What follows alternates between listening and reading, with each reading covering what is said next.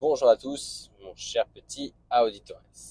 Alors du coup, je ne sais pas si tu m'entends, c'est un test. Alors comme je t'ai dit, j'ai reçu un nouvel appareil, un nouveau micro cravate pour Noël.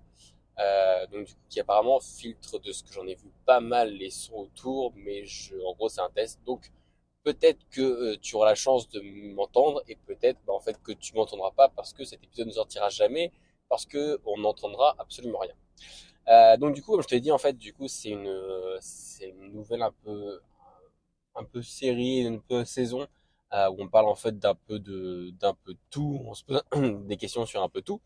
Donc du coup, pour le coup, je me souviens plus du numéro d'épisode parce que bah voilà, je suis en train de conduire, je fais autre chose en même temps.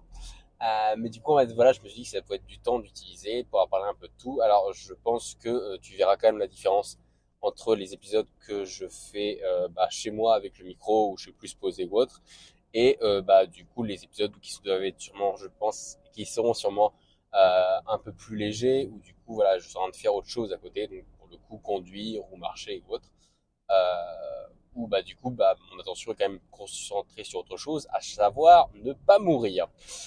Donc du coup, alors pour ce nouveau un peu format, du coup, j'ai pas encore, je me doute de retour de ta part, de questions ou autres que les gens pourraient se poser. Donc du coup, j'ai pioché dans les anciens sujets que j'avais. Et donc du coup, là, comme on parle justement, je t'ai dit, d'un micro qui est censé filtrer du coup tous les sons qu'il y a autour. Du coup, je me suis dit, j'ai réussi à retrouver un sujet que j'avais il y a quelques temps en gros, où c'est les filtres. Donc il y avait en gros le filtre de l'attention et finalement le filtre de la parole, de l'attention. Donc du coup en gros voilà, donc les filtres en fait c'est quelque chose qui filtre quoi, c'est entre un émetteur et un récepteur, t'as une perte. Et donc du coup ça, surtout dans la communication, t'en as pas mal entre le moment où le message il part et le moment où la personne le reçoit. T'as un énorme gap, t'as un énorme écart entre les deux. Avant, il y avait un truc qu'on appelait le téléphone en arabe, où tu sais, où en fait, tu as une information qui se déforme ou autre en allant. Du coup, autant avant, tu vois, c'était un jeu entre amis, autant maintenant avec les réseaux sociaux, c'est 1000 fois pire parce que tu dis un truc, dans la seconde qui suit, tout a changé, tout a dérivé, t'as dit autre chose et ça y est, limite t'es en prison avant la fin, avant que ce soit fini. D'ailleurs, si tu veux un truc qui illustre bien ça, je te conseille l'épisode Les Internets du Palmacho. Tu verras, c'est une vidéo qui, je pense, reflète bien ce concept-là. Donc du coup, voilà, tu te doutes bien qu'entre le moment où tu as une information qui part et une information qui arrive, du coup, tu as un énorme trou, tu as un énorme écart entre les deux. Donc du coup, en fait, je pense qu'il faut le voir en fait des deux côtés. Donc tu as à la fois en fait du côté de l'émetteur, c'est-à-dire qu'en fait, il faut que tu te dises que tout ce que tu dis ou tout ce que tu fais sera pas forcément interprété de la manière dont tu aurais souhaité. À tort, enfin, on va dire, soit par méchanceté. Donc des fois, tu as des trucs où c'est juste, on a déformé tes propos exprès pour te nuire. Et des fois, tu peux avoir d'autres fois où en fait, c'est juste de l'incompréhension. C'est voilà, c'est l'information est mal passée, les gens se sont mal compris. Du coup, tu as eu un écart entre ce que tu as dit et ce qui s'est réellement passé. Du coup, en fait, du coup, en fait, il faut vraiment que tu te mettes du coup du point de vue de l'émetteur dans un premier temps pour te dire voilà, ok, faut que je donne une information, faut que je passe quelque chose. Donc ça peut être un message, ça peut être une information lambda, ça peut être voilà, je sais pas, quelque chose de plus important. Mais voilà, il faut toujours que tu te dises en fait comment est-ce que je peux en gros par rapport, enfin encore plus simple en plus, je pense quand tu peux t'adapter à ton interlocuteur dans le sens où en fait finalement tu te dis je sais qu'il va réagir comme ça, donc il vaut mieux que je le présente comme ça. On a tous eu des trucs comme ça, que ce soit, je sais pas, avec nos parents, avec des personnes âgées, ou avec des enfants, techniquement voilà, avec des enfants, tu te dis, je ne peux pas parler de la même manière à un enfant que je parle à un adulte. Pourtant, les deux ont un système auditif, les deux ont un système cognitif, les deux peuvent comprendre, passé un certain âge, les mots qui sortent de ta bouche et les assimiler, mais c'est juste qu'en gros, mettre une soufflante à un mec de 45 ans parce qu'il a fait une erreur, c'est pas la même chose que de mettre une soufflante à un gosse de 6 ans parce qu'il a fait une erreur, tu vois. Il y a deux poids, deux mesures. T'en as un, voilà, qui a sûrement vécu plus de choses, qui est plus à même d'encaisser plus de choses, et tu en as un, voilà, qui, en gros, a pas de recul suffisant et qui risque de le prendre beaucoup plus personnellement. Donc, du coup, dans un premier temps, voilà, faut déjà que tu te places de ton point de vue d'émetteur pour que mon message passe bien, comment est-ce qu'il faut que je l'amène. Donc c'est pour ça que je te le dis, c'est encore plus facile si tu te connais ton interlocuteur. Donc là, si tu sais que c'est un homme, une femme de tel milieu qui va réagir plutôt comme ça, qui est plutôt sur les nerfs ou autre, on a souvent tendance, tu vois, à charger un peu plus ou être un peu plus, parfois un peu plus franc, tu vois, avec quelqu'un où tu sais que il est plutôt calme, il est plutôt bonne patte, que quelqu'un qui est sur les nerfs et tu te dis, genre là, le gars, il explose d'une minute à l'autre. Si jamais je dis un mot de travers, ça y est, c'est parti pour une soufflante, pour machin, les grandes vies de ça. Là, tu vois, t'as tendance à plus édulcorer. Donc voilà, autre que juste le critère d'âge, de culture, t'as vraiment aussi le critère de personnalité. Donc déjà, voilà, il faut que tu te dises que si t'as la chance de connaître bien ton interlocuteur, c'est plus facile de lui parler. C'est-à-dire la grande tragédie de ce podcast, c'est qu'en fait, grosso modo, la majorité du temps, je parle tout seul. J'ai assez peu de retours de ta part et de la communauté en général. Donc du coup, en gros, je sais pas forcément si ça plaît ou autre, et j'ai pas, on va dire, j'arrive pas vraiment à mettre un visage, tu vois. C'est pas comme si j'avais des dizaines, on va dire, de personnes voilà qui me répondaient et je pourrais me dire bon, ok, grosso modo, les personnes que j'intéresse, voilà, ils viennent après de tel milieu, c'est après ce genre de personnes, ça leur plaît, ça leur plaît pas. Et donc du coup, tu vois, c'est mon côté où en gros, c'est encore plus dur pour moi parce que pour le coup, je suis vraiment que émetteur parce que je reçois pas tant de retour que ça. Et donc du coup, bah, j'ai l'impression de parler mais sans savoir trop à qui je parle, avec du coup, tu sais, toujours l'espèce de peur de se dire, mais en fait, finalement, si je parle à tout le monde, c'est que finalement, en fait, je parle à personne parce que personne n'arrive vraiment à s'identifier dedans. Donc du coup, voilà, il faut vraiment que tu aies dans un premier temps ce côté, en fait, d'émetteur, de dire, bah voilà, il faut que je fasse l'effort de l'information, il faut pas qu'elle passe le mieux, avec surtout ne pas tomber comme techniquement, tu vois, les discours politiques. Les discours politiques, c'est un émetteur qui s'en fout du récepteur qui est en face. Et il s'en fout aussi tout simplement, non seulement parce qu'il est campé sur ses positions, mais en plus, c'est aussi c'est du bon sens. Il sait que la personne d'en face c'est pas son intérêt de dire ah vous avez raison, ah machin.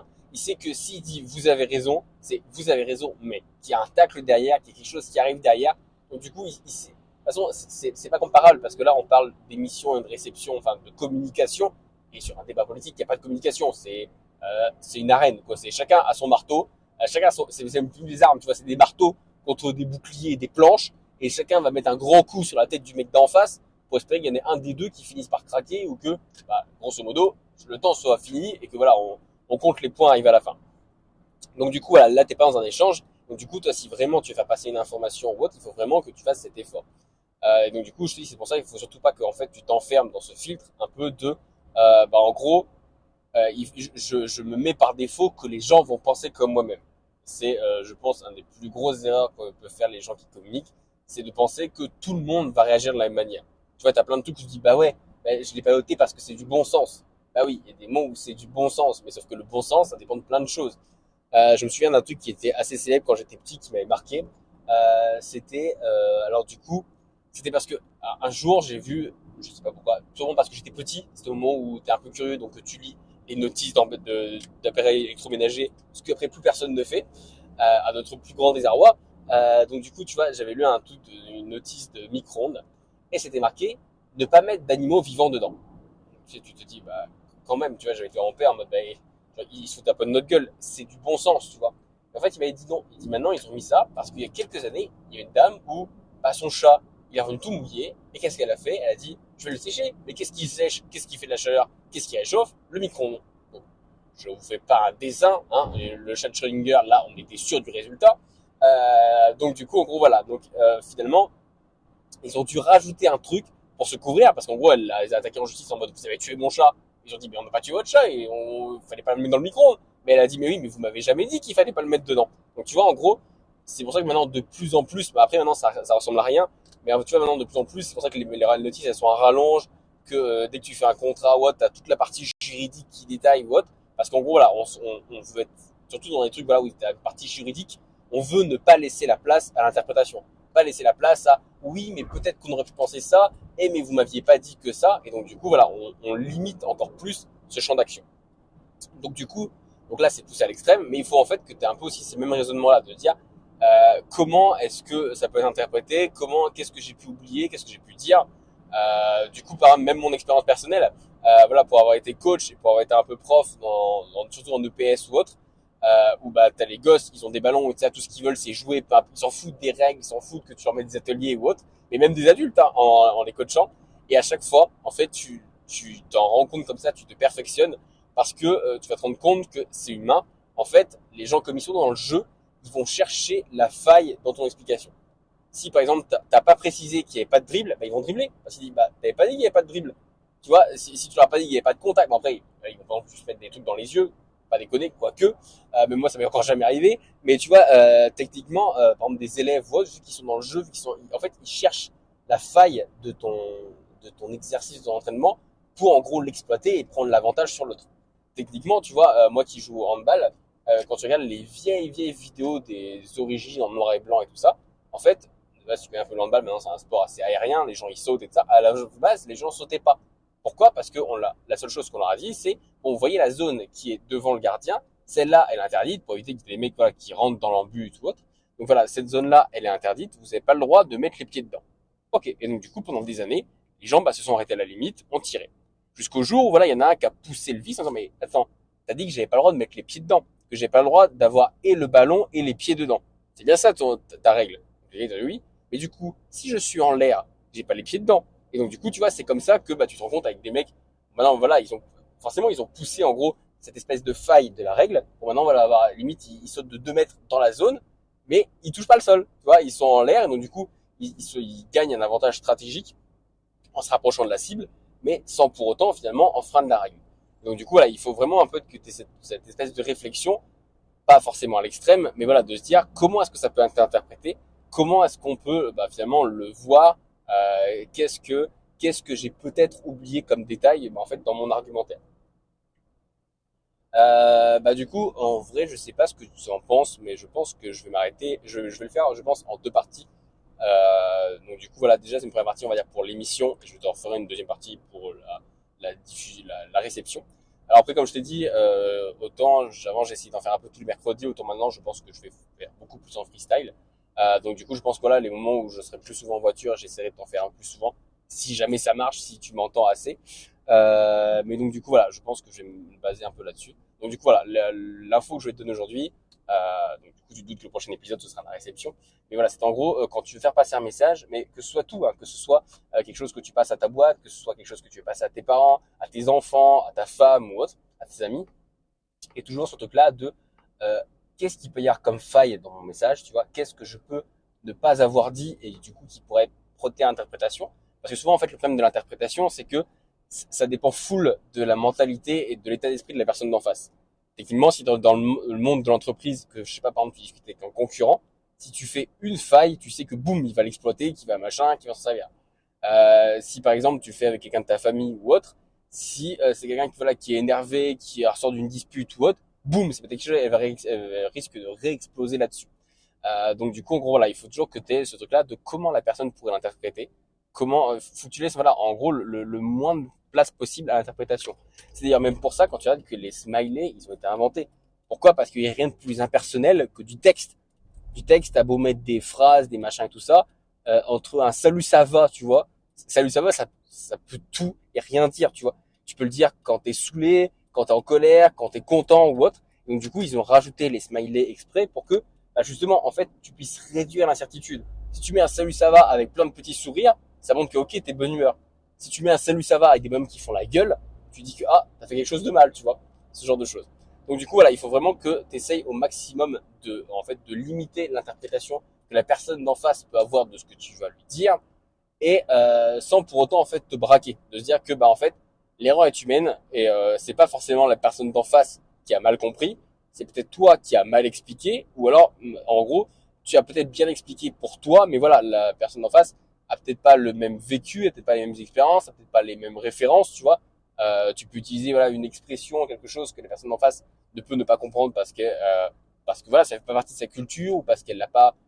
Techniquement, je pense par exemple aux acronymes de l'entreprise, tu vois. Tu peux te dire bah oui mais la personne elle a pas compris. Pourtant je lui ai dit ça, je lui ai marqué ça dans le mail. Et dire bah oui mais si la personne d'en face elle sait pas que si c'est marqué ça c'est que c'est important ou qu'il faut le transférer à telle ou telle personne. Donc du coup tu vois c'est les gens du coup en fait il peut forcément ne pas y avoir de coupable. C'est pas une question de dire ah bah oui j'ai mal expliqué ou la personne en face a mal compris. C'est peut-être juste en fait vous parliez pas la même langue. Enfin tu vois d'un point de vue imagé. C'est peut-être juste voilà en fait vous étiez sur des longueurs d'onde différentes, vous aviez des approches différentes. Donc du coup voilà c'est juste que ça n'a pas connecté à ce niveau-là. Du coup, donc, c'est tout, je pense, pour cette première petite partie, donc du coup, de ce premier nouveau format. Du coup, dis-moi ce que tu en as pensé. Si jamais, comme je t'ai dit, tu as des questions ou autre. D'ailleurs, j'espère que tu as des questions, vu que, en gros, là, autant avant, je me limitais vachement sur le dev perso ou sur la gestion du temps, autant maintenant, j'ai un champ d'action illimité. Donc, du coup, voilà, j'espère que tu arriveras comme à trouver quelque chose qui t'intéresse. Mais encore une fois, je suis prêt à parler de tout et de rien. Surtout de tout plutôt que de rien. Et donc du coup, j'attends tes propositions. Encore une fois, je suis plus en ce moment sur Facebook ou par mail, où faut que j'essaie un peu de développer un Insta et j'y vais tout doucement. Sur ce, je te remercie de m'avoir écouté et je te dis à bientôt pour un prochain épisode. Ciao!